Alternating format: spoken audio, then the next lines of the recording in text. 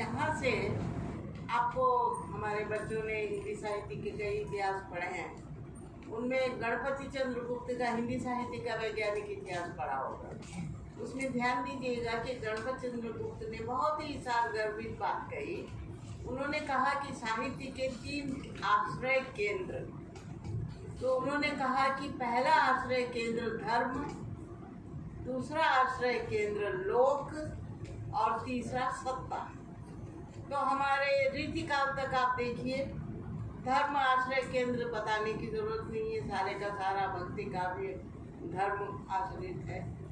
दूसरा आश्रय केंद्र है लोक, तो अभी मैंने आपको एक उदाहरण दिया, सारे लोकगीत लोक वार्ता, ये तो अद्भुत स्रोत है। और तीसरा आश्रय केंद्र सत्ता। बिहारी तक हम आते हैं, और जब हम लोग एमए में पढ़ते थे कि बिहारी के एक एक दोहे पे 100 अशरफी, और कुल मिला के 700 दोहे पे 700 अशरफी।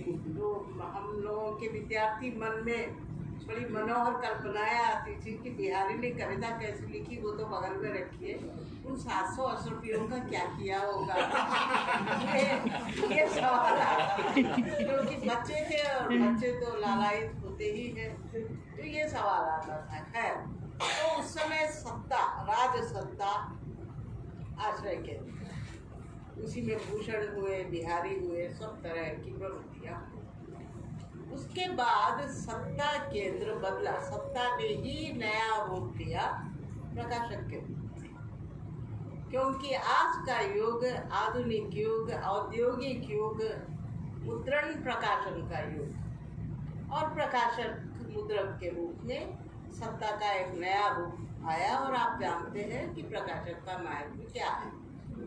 तो अभी हम लोगों ने बहुत मधुर मधुर रूप देखा, और मधुर रूप हम देखेंगे भी, लेकिन प्रकाशक इतना मधुर पहले नहीं था और अभी भी नहीं होगा। हम लोग सौभाग्यशाली हैं कि हमारे सामने वो मधुर वाले ही आ रहे हैं, और कटु वाले कहीं पीछे होंगे, जरूर होंगे, लेकिन कहीं है। तो हुआ ये कि मैं आपको याद दिलाना चाहूँगी कि जब मुद्रण प्रकाशन की शुरुआत हुई, तो प्रेमचंद जी, निराला, तो प्रेमचंद ने तो अपना प्रकाशन स्वयं किया था, क्योंकि इन लोगों को अपनी रचनाओं के लिए, और लेकिन निराला के बारे में आप जानते हैं कि सेठ महादेव प्रसाद के मतवाला के कारण निराला बने, लेकिन मतवाला पीछे छूट जाता है, निराला आगे बढ़ जाते हैं। निराला को एक दूसरे प्रकाशक मिले थे, दुलारे लाल भार्गव, और दुलारे लाल भार्गव ने इतना शोषण निराला का किया, और वो सुधा पत्रिका निकालते थे। और आप सोचिए, बच्चे हमारे, तुलसीदास कितना महत्वपूर्ण कविता है निराला की, और रामलीला शर्मा अपनी निराला की साहित्य साधना के पहले भाग में लिखते हैं कि तुलसीदास का एक एक छंद, उसको पढ़ना मुश्किल है। कभी फुर्सत हो तो मैं आपको उसको पढ़ा कैसे जाता है ये मैं बताऊंगी। तो एक एक छंद निराला इतने सायास, इतने परिश्रम से लिखते थे कि पसीना पसीना हो जाते थे, जैसे कोई पहलवान कुश्ती जीता, ऐसा। यानी उनका मानसिक श्रम शारीरिक श्वेत के रूप में सामने आता था, इतना श्रम करते थे। उस तुलसीदास के बारे में दुलारे लाल भार्गव ने कहा कि ये जब से छपी है, सुधा की ग्राहक संख्या घट गई। ये प्रकाशक का मूल्य दुलारे लाल भार्गव ही थे। और उस समय के भी षड्यंत्र देखिए, पुरस्कार वगैरह के पीछे राजनीति भी होती है, आज भी है। दुलारे लाल भार्गव को उनकी दुलारे दोहावली पर मंगला प्रसाद पारितोषिक मिला, और बेचारे निराला जैसे कई लोग मुंह ताकते रह गए। होता है, बहुत कुछ होता है। तो दुलारे लाल भार्गव से जब अंतिम मार्मिक था, जब सरोज मृत्युशैया पर पड़ी थी और निराला को पता चला, तो दुलारे लाल जी के पास गए कि मेरे कुछ पैसे निकलते हैं, मुझे पैसे दीजिए, मैं जाऊं। उन्होंने नहीं दिया। यह प्रकाशक का एक रूप है।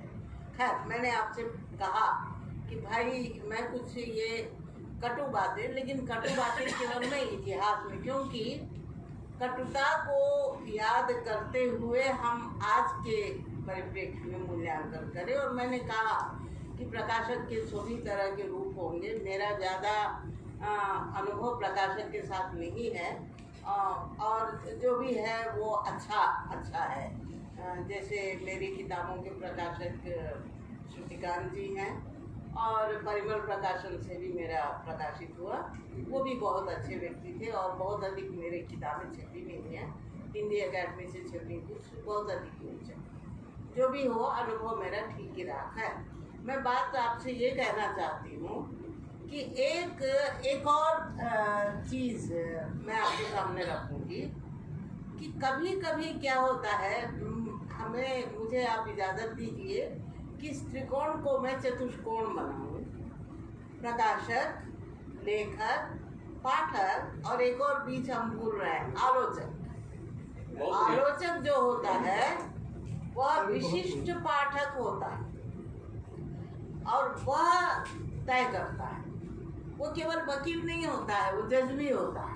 ये एक ऐसी अदालत है जहाँ जज और वकील दोनों आलोचक हैं। वो लोगों की मनोभूमि तैयार करता है, जन रुचि तैयार करता है। तो आलोचक की बहुत विशिष्ट भूमिका है। हालांकि अच्छे लेखक हैं जो आलोचकों से चिढ़ते थे।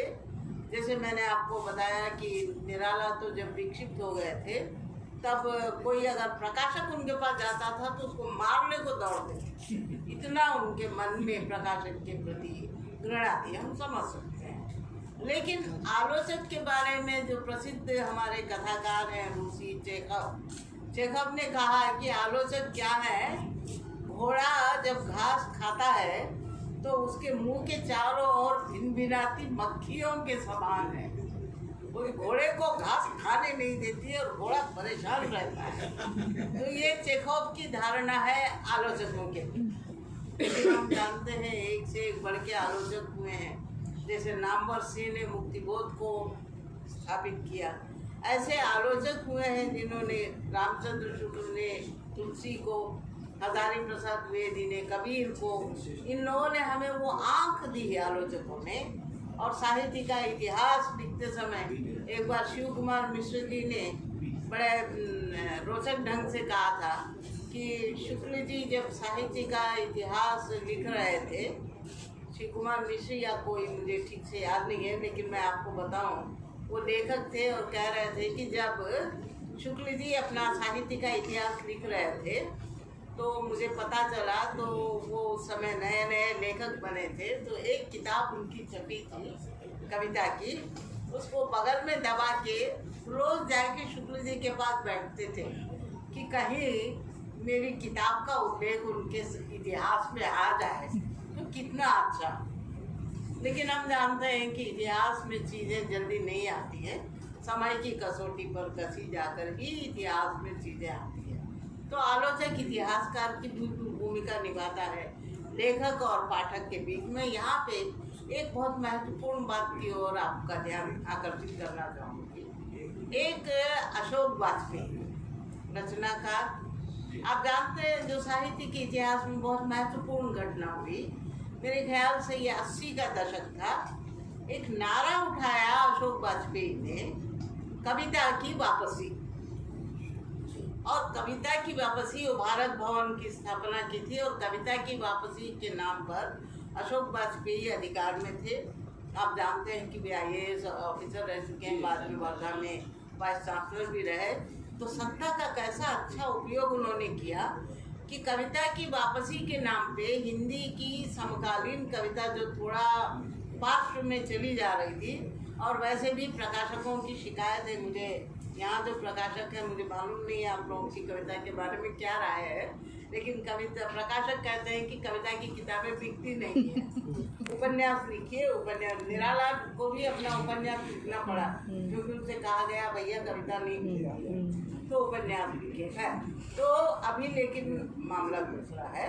तो अशोक वाजपेयी ने कविता की वापसी का नारा देकर एक संभावना प्रकाशन के माध्यम से ऐसे कवियों की रचनाएं छापी, इतने संकलन चले कि आप सोचिए कि प्रकाशक, लेखक, आलोचक ये तीन अगर मिल जाए तो कैसे साहित्य के इतिहास में एक आंदोलन हो जाता है।